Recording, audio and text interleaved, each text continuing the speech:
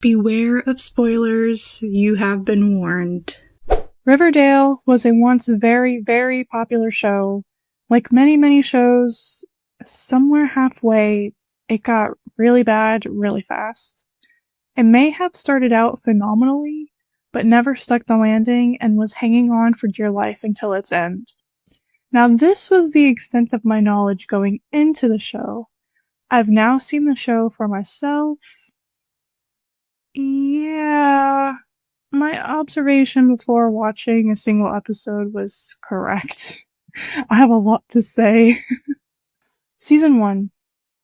I honestly feel like they tried to queerbait me and I totally fell for it because I started shipping Veronica and Betty like episode 1 or 2. Want to go ahead and put that out there because this made it pretty impossible to invest in any of their other relationships with literally anyone else.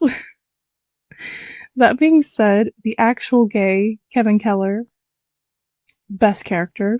No matter what was happening, he was usually the one I vibed with the most. He was sort of out of the way of everything and watched the drama around him happen with great enthusiasm, and that's exactly where I was all through school. Get that teacher out of here. OMG, Archie is literally the least interesting character. Spoiler alert, I never enjoy him or his story and literally started skipping his scenes as early as season 2. The concepts of gangs and drugs and all is given Bates Motel. The first half of that show was driven by the town's status as an illegal weed center. Season 1 is obviously defined by Jason's death, and wow. That's where all the good stuff is. It really started to pick up when his relationship with Polly was explored as Betty went to go find her pregnant, asking if Jason was alive and still ready to run away to the stupid farm. If only I knew then. I feel like season 1 was all a mix of teenage drama and all the parents being sus AF. I would say halfway through the season, I felt strongly about one of the Blossoms being the murderer. That flash drive evidence was a crazy reveal as chapter 12 ends with Mr. Blossom's suicide and reveal of his Heisenberg business. This was plot and I was thriving. How was the finale going to go with the murder finally solved? Season finale cliffhanger, Mr. Andrews is dead, Blossom's manor torched. Overall solid first season, would definitely recommend. Season 2. Now, I'll repeat this 1,000 times, I find Archie to be very lame and annoying. However, I respect his dad, and I absolutely love the father-son dynamic they've had. So yeah, I was leaning into the emotional opening of the season. Honestly living for Cheryl's true psychotic era. Like, we were supposed to hate her the entire time. She's totally a bitch, but that's cool. The actress just does really well with the character and is fun to watch. What in the Zodiac is the Black Hood nonsense? And why did Archie try to create his own Order of the Phoenix? Serpents versus Circles is given West Side Story. Kinda lame. Just ravenous frat boys. Honestly slept through the first half of season 2, even though I was genuinely intrigued by the overall Black Hood storyline. Did not believe it to be over, as I suspected Archie and Betty didn't believe either. I'm confused about the timeline here. It was the 4th of July, and then fall, then winter, then wasn't it spring at the end of season 1? And now it's Christmas? And then I'm assuming a new year? So why was everyone going surprise Pikachu face when they hear Polly had the babies like a whole year and a half ago after she got pregnant? I think the showrunners forgot they put any spring scenes in season 1 and said, let's go back to the winter holidays. I'm so sick of Jug. He went from despising the serpents to being unhealthily obsessed with being one. I get they were there for him, but I think this whole obsession with them feels forced and is giving dramatic teenager with identity crisis. Southside shuts down and the serpent students come to Riverdale. They experience discrimination and Jug got all haughty and an annoying degree Like, shut the F up, bro. The serpents were not as dramatic. Jughead's story this season is annoying and a waste of time. I loved how Jug uncovered some truth in terms of the serpent's origins. Exposing whitewashed history regarding Native Americans is an issue I'll never get tired of hearing about. I want to hear the truth. This country was built on blood and racism. But again, Jughead ruined it. He victimizes the serpents and current clan and the OG squad. Tony telling him he's going too far really solidifies how out of line he's been. Like, it's not just me being annoyed. Somewhere after the halfway point, there was a shift. Once people put Jug in his place and he calmed down and the situation started to calm down, Hiram started pulling Archie in. So as Jughead began to become tolerable again, Archie started becoming the annoying prick I didn't want to see on screen. Like, bro is being manipulated and everyone is saying so, but he wants to bang Veronica, so he's remaining ignorant. He's literally every reason why I think teens should not date. Conversion therapy for Cheryl? Holy damn. Cheryl is honestly the best character. Not most likable, but she's well written and well acted. Making her lesbian has been a crazy plotline as her mom uses that against her. High School Musical. What in the Phantom of the Opera was that Black Hood letter? The school did a production of Carrie the musical and the show went all in. I'm awake. Hello? Based on episode ratings, clearly, absolutely no one enjoyed any of the musical episodes. But this appeases to my closeted theater nerd self, and I'm here for it. Also, the documentary part here was kind of funny. The episode was so great and then ended on that cliffhanger with the dead body on the stage. This was wild. Best episode of the series so far. If I were born in real life, I'd basically be Kevin.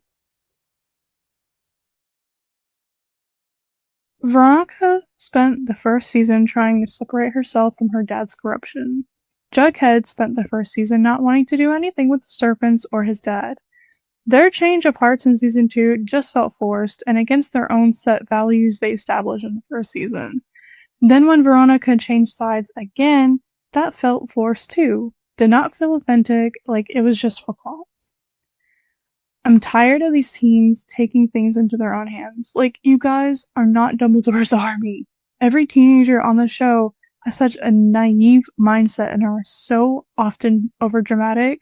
Unfortunately, I guess it's too realistic to real-life teenagers. I do appreciate Hiram as a solid, evil, corporate antagonist. He's well-written on his own, and the way he manipulates so easily is terrifying when you look past the over-dramatization of everything. Katniss Cheryl is GOAT, no notes. I loved when Mr. Cooper admitted to being Black Hood. Bro has been sus since day 0, but this added more layers to this mystery because clearly he's not the only Black Hood, so not case closed. At least that's what I thought anyways. I swear there was a second Black Hood, but was it ever confirmed? Did everyone just forget? There was this one scene where the dads stood next to each other ready to protect the town, and all the moms were together sticking it to the man. I absolutely love the parents way more than their kids. Even Mrs. Cooper. She's honestly such a mood a lot of the time and is low-key unhinged, and it's fun to watch. Season 3. They are only just starting junior year, y'all. They're literally just children. I spent the whole season premiere rolling my eyes at Archie like I had no pity when he handed himself over to the law for no reason. Like, WTF was that ending? Cult murders? Floating babies? Hello? I have no time for Archie's trip to pedophile juvie. Like, no sympathy. You kind of put yourself there. I like seeing Veronica stick it to her dad. Hiram as the local Heisenberg is still low-key fun to watch, but above all, it's the cult storyline that keeps me going. G&G is the D&D that Christians expected back in the 80s. It's always the story of Riverdale, the town, that gets my attention, not these dumb teens that think they know everything. My intrigue is always bigger than my actual enjoyment of the show. The Breakfast Club episode was actually super cool. This is the content I need from the show. 10 out of 10 would recommend. G&G is actually connected to everything. Like, this is somehow, like, real voodoo shit. But this is completely ignored as the big plot mystery is being solved. But seriously, what the F? I really am such a simp for the musical episodes thus far, but come on. Heather's making it personal now. The whole farm thing has been such an ick, especially the weird farm girl that is an adult pretending to be a student. The harvest program. And it was so freaky thinking the farmers see dead people until the truth was revealed. But now Cheryl is a cultist and a bitch. She's a cultist bitch. Why are they pushing this whole Hannibal Lecter thing with Mr. Cooper? All they have in common was that he was a serial killer. He wasn't a cannibal, and he certainly isn't on the same level as Hannibal in terms of intelligence and manipulation and just absolute terror. Hannibal and Cooper are not even in the same ballpark. They're not playing the same game. Get out of here. Mrs. Blossom hosted a dinner with Mr. Cooper and Chick. Cooper is just not as intimidating to me as the show makes him out to be. Just a guy with a gun.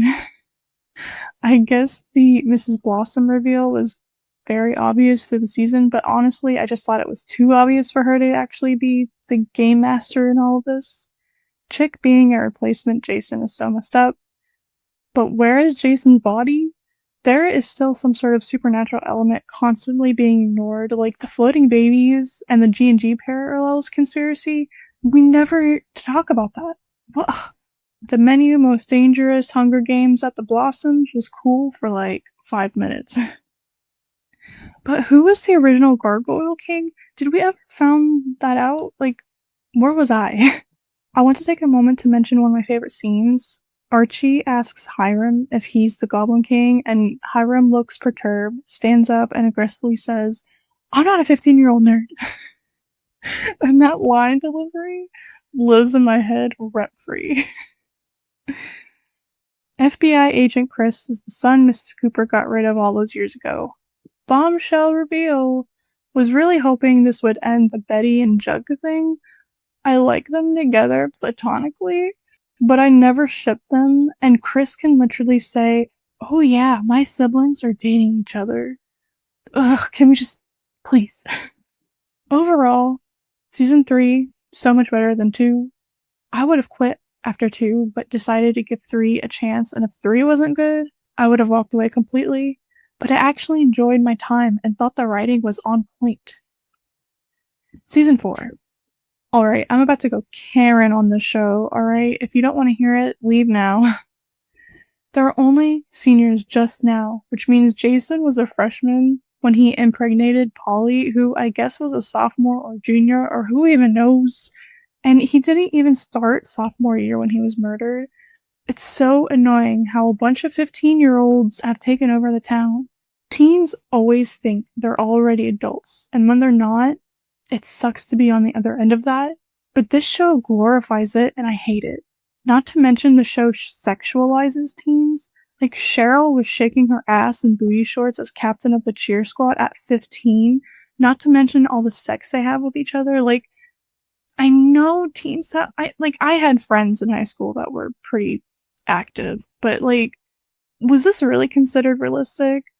If so, then the parents just suck, I guess. Like, glad I had a mom who was paranoid with a set of restrictive boundaries. Anyway, season 4, senior year. Cheryl is in her Norman Bates era with Jason's body, and I don't think I'm all here for it. But I am.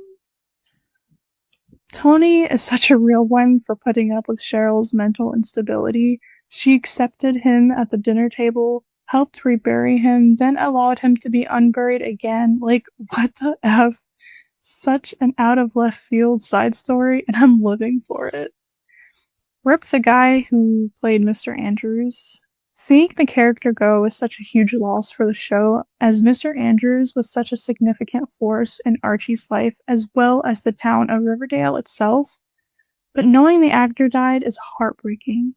I don't really know much about the actor, but I enjoyed watching him as Mr. Andrews. He seemed like such a talent, and it was such a loss to see him go. I was definitely in tears during the episode of his funeral, and I'm glad they honored the actor with this kind of send-off. Also, through the rest of the series, his absence is felt as he and his death are brought up constantly. Even when I'm hating the rest of the show, those little moments mentioning Mr. Andrews always made me emotional in the moment. All these spring break teasers are just like trying to piece together those cryptic scenes from Breaking Bad Season 2. I can already tell the non-linear BS will get on my nerves at some point, but as always, I'm still intrigued enough to stick around for some reason. Once again, I slept through half a season. I was not digging Jughead's spiral into the Stonewall cult crap. This freak school, like, whatever, bro. And they've been playing into the Betty is a possible serial killer BS way too much. Granted, I was very satisfied to finally see the dead Jughead teasers finally become the main plot. I began to be very curious as to how it plays out, though not understanding why Veronica and Archie are such willing accomplices. Like, they are like, oh yeah, we did something bad, but it was literally just Betty. They were just there at the scene like 5 minutes later, and we're like, well, I guess we're part of this now. Once again, like many story arcs, it just felt flat and led to nothing. At least for me. All the build-up, and it's all concluded in a mediocre whodunit mystery conspiracy that I didn't care about at all. It was just unsatisfactory for me. Now, this is immediately followed by the next musical episode. Now, I love Hedwig and the Angry Inch. That's a solid musical. Like, only Broadway can make a musical about a botched transition surgery with songs that stand as queer anthems. But what the hell? Like, how is this transgender musical at all related to the plots of Riverdale? Like, Carrie, sure. Heather's straight up fit too perfectly. But it seems like they only wanted to do Hedwig so we can see Keller and drag. I guess I'll let it slide. So shut the F up, Cheryl. Keller has been a queen since day 0, and Casey Cott slayed. If you hated the episode, at least check out the actual musical, okay? It's worth a listen at least, even if it's not for Riverdale. The season finale made me laugh for literally no reason. Like, it was not trying to be funny, but either because of dumb ridiculousness and random dialogue, I was hysterically laughing. And those teens act like they run the town, but there was that lovely scene where the parents reminded everyone who owns Riverdale. Like, they are literally goat bro. The murder of Honey story scenes was a cute distraction from the VHS plot, but still an unwanted distraction either way. I can be bitter at the slow build-up of the VHS plot, as it does seem interesting, but these big arcs have been hit or miss thus far, so I had to remind myself to tone down expectations now that I'm over halfway through the series. The finale was creepy as hell though, like, whoa. And I ended up enjoying the finale for all the wrong reasons, but it was a good finale for what would end up being my last full season. Season 5. Alright, once again, a plot with good potential lands flat on its face. The VHS story was wrapped up, the kiddos graduated, and boom, time jump. And what in the it is this? Archie's gotta bring the squad back to Derry and no one is having a good time. Surprise, surprise. At least their misfortunes align with what the arcs have been setting up thus far. I'm sure the reunion will rekindle old flames, blah blah blah blah blah. Not interested. I never shipped anyone with anyone anyways, except Betty and Veronica, and that never came to fruition. Hiram eating Doritos in that one scene was given that one light Yagami moment. I'll take a potato chip and eat it. As I skipped through the season, one of the episodes I watched was Hiram's backstory episode. They brought back the concept of using the actors to play their parents in the flashbacks, which is extra cool because young Hiram is actually played by the Hiram's actor's son himself, and he returned to play Hiram again once more. I love Hiram, and I'm so glad that the best written character and the best acted character got such a dedicated episode. That's one thing I want to talk about. Hiram is the only constant for me. All the ups and downs of the show, if it's Hiram, I'm fangirling. The character is so well written, and Mark Consuelos plays the character perfectly. It's easy to observe how the show literally fell down to rock bottom after his departure, as Hiram Lodge was holding Riverdale, both the show and the town, on his shoulders for 5 seasons. The final seasons. Season 6 started with the Riverdale arc, following the cliffhanger of Hiram exploding Betty and Archie. What in the final season of Lost was the start of season 6, leading up to the 100th episode. Floating babies, Jughead's G&G life parallel incident. I know some supernatural things weren't exactly explained, but then our guys became X-Men? Superpowers in the multiverse? This is becoming another Man in the High Castle situation. I loved the historical fiction of High Castle, but the science fiction aspect ruined everything for me, and Riverdale kind of went down a similar path. Honestly, it seemed the best of Riverdale died with Hiram. Season 7, Back to the Future, but make it Riverdale. It is kind of fun to see the gang in primetime 50s, but honestly, after all this time, I'm tired of this godforsaken place. This definitely feels like final season energy, as they were like, let's go out the way we want to and just do whatever the heck we want because there will not be consequences. It's over, man. Now, the concept is cool on paper, probably would work well in Once Upon a Time, didn't go so bad in Lost, but honestly, it feels like the last couple of seasons, the writers were running out of ideas and did the superpower, then Back to the Future arc, and it just didn't feel natural. These were very forced stories that fell flat more so than any other arc in the series. Like, there's just no weight to these plots. They also deleted 6 seasons of character development and story, hit the reset button, and made a Riverdale 50 show about murder mystery and fighting homophobia and racism. That was a horrible way to end the series, honestly. Only mega fans could love it, but that is not me. And honestly, it takes away so much meaning of the rest of the original series.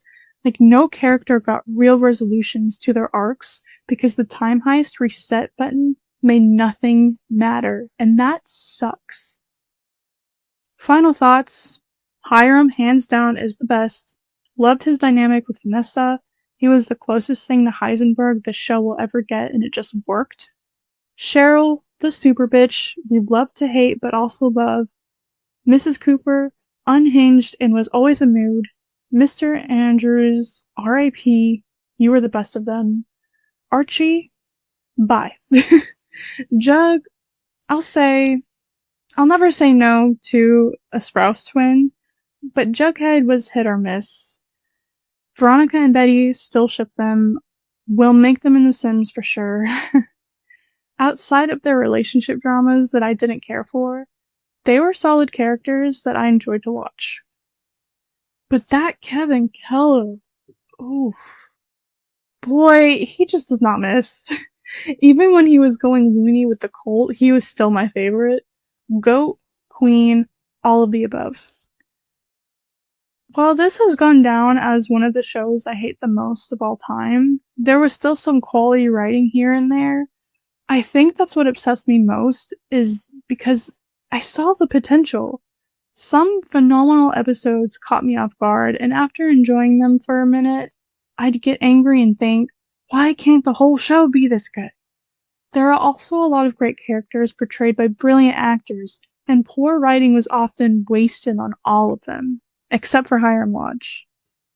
Where plot lacked, the actors and aesthetic held it together. At least some subplot kept me going at all times while I complained about everything else.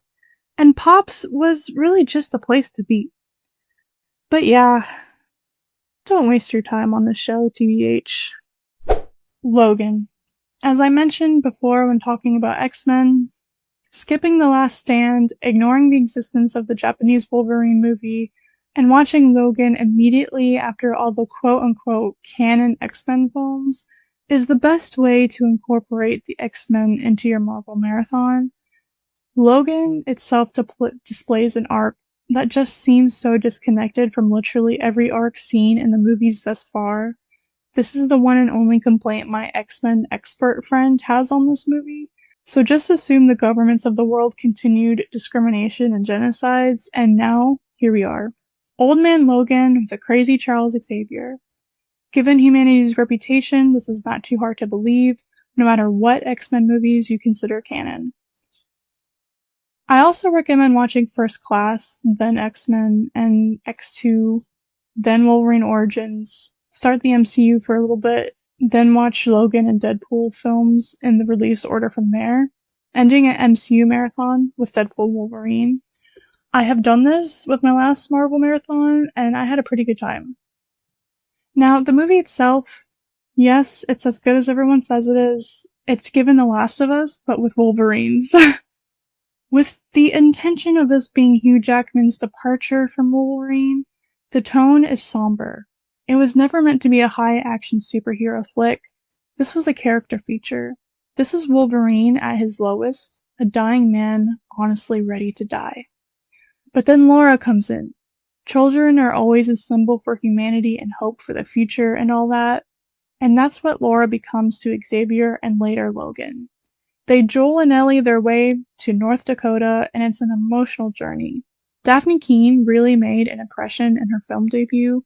So happy to see her return for Deadpool and Wolverine several years later. Then there's Xavier. It's so depressing. The mighty have fallen. Patrick Stewart playing a crazy old Xavier was great to see. This character is probably the most important to Wolverine's story in any timeline, so it was so special to see him play an important part in this film. If Logan is the anchor being to the sacred timeline, then Charles Xavier is the anchor being to the X-Men franchise. This was an end of an era. Again, I know it's an overused meme, but this is literally The Last of Us. Joel is Logan, Ellie is Laura, Tess is a person Joel cares a lot for and is tragically killed, Charles Xavier, and the family with the farm, there are like the brothers. Just a lot of parallels, and I ain't even mad. You want to die. Charles told me. What else did he tell you? Do not let you. Fox killed him. Disney brought him back. They're gonna make him do this till he's 90. This was a great way to end the Logan arc, but is it really in the end? It's so hard to watch this movie now in a post-Deadpool Wolverine era knowing in another life, Logan and Laura live a happy ending. It doesn't ruin the ending for me, but it does change the vibe, and that's okay. It's no longer a depressive credit sequence as you give a moment of silence to Hugh Jackman's contribution. There's still a glimmer of happiness at the end of the tunnel. Everyone is still hyped about Final Fantasy Rebirth, but I only just finished 16, my game of the week. Final Fantasy XVI is putting the fantasy back in Final Fantasy. If I remember correctly, the original very first Final Fantasy game was heavily inspired by D&D and was very much set in a Lord of the Rings kind of world. Most of the series and pretty much all of the major successful installments feel way more sci-fi than fantasy.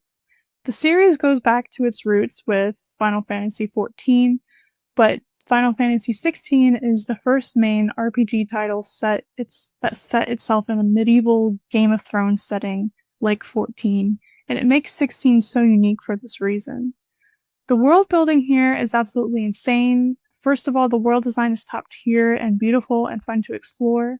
The story is large and complex as there are multiple kingdoms, all very unique from each other in conflict.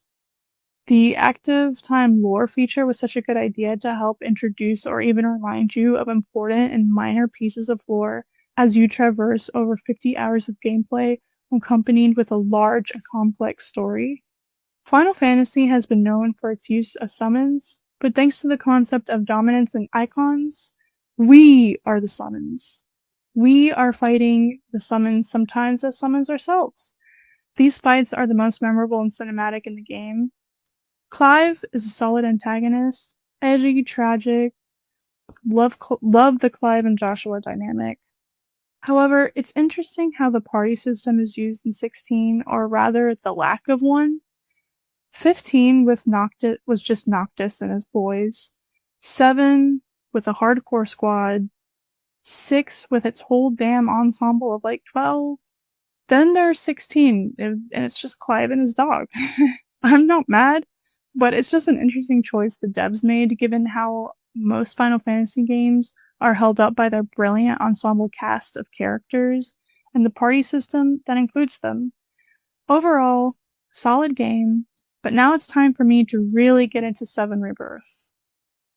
Matt Mercer. This man has almost 500 credits to his name, and he's still young. Matt Mercer is originally from Florida, so anytime he does something crazy or interesting, you're legally allowed to refer to him as the Florida Man and stick that in your headline. He moved to the LA area when he was a kid and got into theater at some point in his youth. He started in the animation and gaming industry and sort of fell into voice acting from there, and the rest is history. I don't even know where to begin with this guy. Seriously, hundreds and hundreds of credits, main cast, additional voices, literally all of the D&D stuff he's been doing for 10 years. Let's start with video games. If you've ever played a video game, Matt Mercer is probably in it.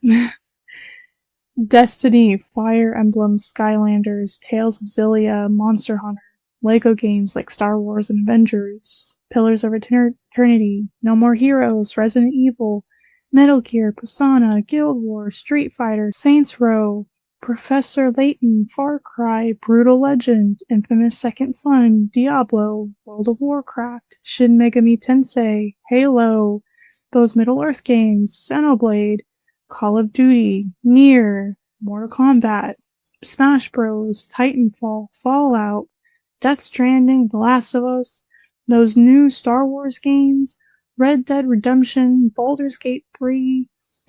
I was a huge fan of Olivier from the Trails in the Sky games. Better believe when the character appeared in the Trails of Cold Steel games and was speaking in Matt Mercer's voice, I was like, hell yeah. He plays Master Ira in Kingdom Hearts. Big deal for me. Mercer is pretty well known for his Overwatch character, Cole Cassidy. He's been in multiple Final Fantasy titles, most notably and most recently as Vincent in Final Fantasy VII Rebirth. And one of his crowning achievements, he played the Ganon in Legend of Zelda Tears of the Kingdom. Bro. I heard his voice in the trailer and I was like, I have watched too much Crit Role to not know that that was Matt Mercer. He's also very well known in the anime dubbing community. Charlotte, Sword Art Online, Pokemon, Digimon, One Piece, Naruto, The Big O, Legend of the Battle Discs, Demon Slayer, Sakamoto Days, Sailor Moon, Fist of the North Star, Dragon Ball, Kill la Kill, Magi, Labyrinth of Magic, Thundercats, Assassination Classroom, Fairy Tail, Yana of the Dawn, Black Butler, Trigon, Fate Zero, Bleach, Cowboy Bebop, One Piece. He played Leorio in the Hunter x Hunter remake, one of my favorite characters after watching the original, so I was very pleased by this casting in the remake. He was in JoJo's Bizarre Adventure as one of the JoJo's himself, Jotaro Kujo. When it comes to anime characters widely beloved across all, the entire anime community, Levi Ackerman from Attack on Titan is usually up there, and guess who voices him in the English dub? Matt Mercer, a beast playing a beast.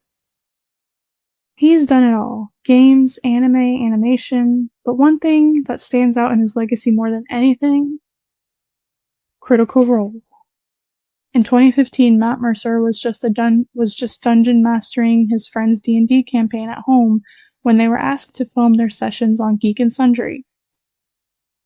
This was just over 10 years ago now, and it's crazy to think that their D&D club started playing D&D in Matt Mercer's dining room, and 10 years later, played the same game in front of a sold-out audience at Wembley Stadium in England. That happened, y'all. They grew out of Geek and Sundry to their own Twitch and YouTube channels. They've got merch, comic books, art books, their own tabletop RPG games. They've adapted their first campaign into a successful animated show, Legend of Vox Machina, and we all await the adaptation of their second campaign, Mighty Nine.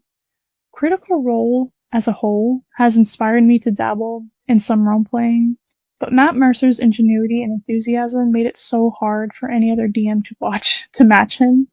He is peak DM, and I enjoy watching this mastermind at work every week. That's it for this week. Be sure to follow this podcast and please follow my Twitter and blog at Hollis Films to follow my journey experiencing the entertainment industry's greatest stories. And let me know what you've been fangirling over this week. Thank you for joining me, and I'll talk to you again next week.